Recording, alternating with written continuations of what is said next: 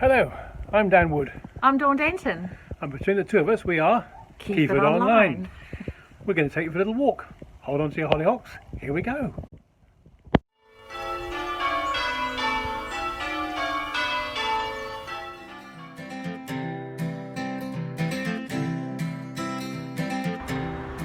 Welcome to Frome, my hometown.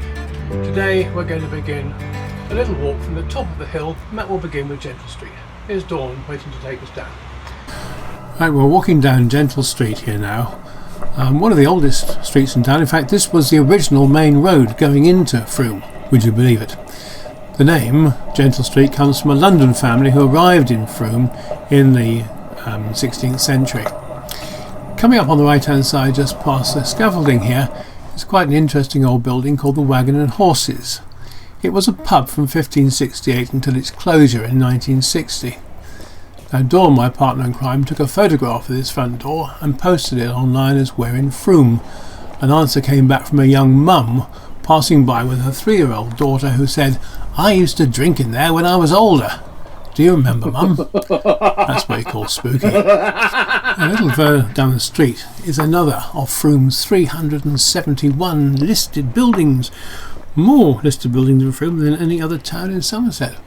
This is the Hermitage, built in the late 16th century for the Marquis of Bath. It was his townhouse. So as we make our way further down the street, coming into view now is the famous Church of St John, or John the Baptist, here in Frome. It is Frome's parish church and oldest church. Now whilst the present church dates from the late 12th century until the 15th century, it does replace a much older church dating back to the Saxon period and probably founded by St Aldhelm way back in 685. Under the arches supporting the tower are some Saxon carvings, probably dating from the 11th century. One of the most famous vicars of St John was a man called William Bennet. Now William James Early Bennet was appointed vicar in 1852, and he brought with him a lot of money. In the 1850s he employed a man called James Forsyth, a sculptor, to carve the carvings in front of the church. Now as we go down the stairs here, coming into view on the left hand side is a little shop which last year, for purposes of a film set, was entitled Stonehenge. They needed a bong shop. Within half an hour people were complaining to the town council that such a shop should not be allowed so close to the church. Hilarious. So here's one of the secret hidden treasures of Frome, our own Via Crucis by James Forsyth, about 1860. It depicts 7 stations of the 12 of the cross, unusual for an Anglican church. And at the bottom of the steps we have the 3 Swans, my old drinking hole, which sits at the top of Cheap Street. Now Cheap Street is famous in Frome for having elite running through it. The whole street is a testament to Frome's trading part.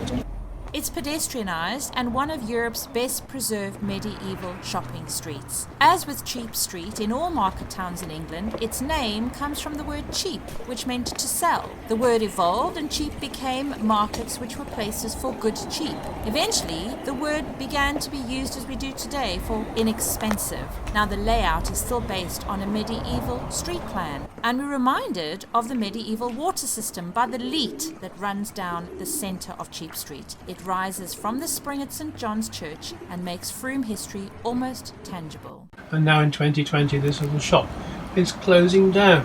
But it's going to survive because it's going to go online, which is a very good example of the way Frome survives.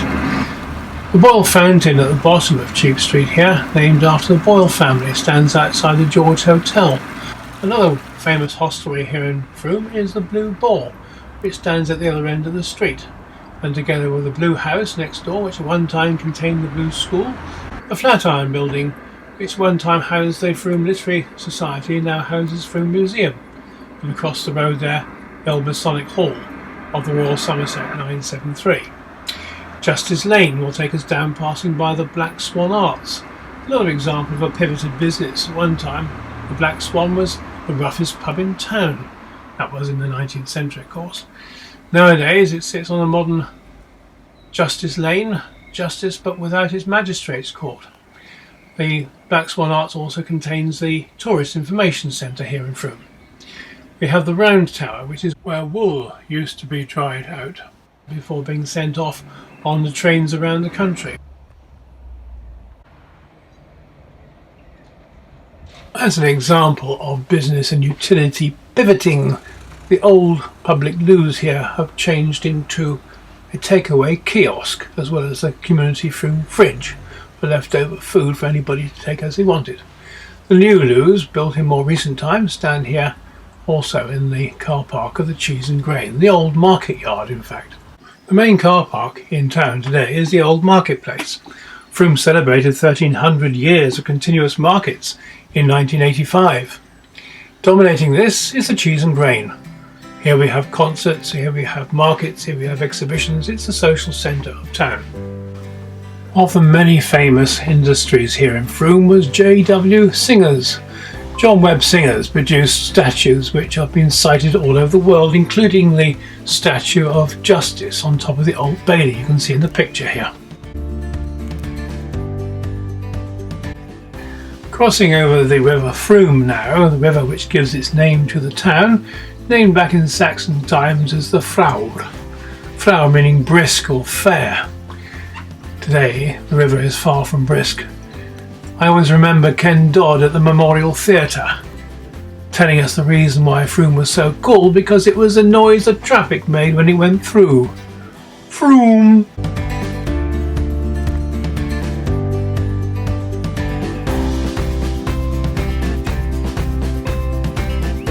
Well, that's all we have time for this morning. Come and join us again next time and we'll take you for a stroll up Catherine Hill, one of the more famous streets in Frome. If you enjoyed this little film, please like the page, keep it online, and we'll send you a notification when the next episode comes out. Stay safe. Bye bye.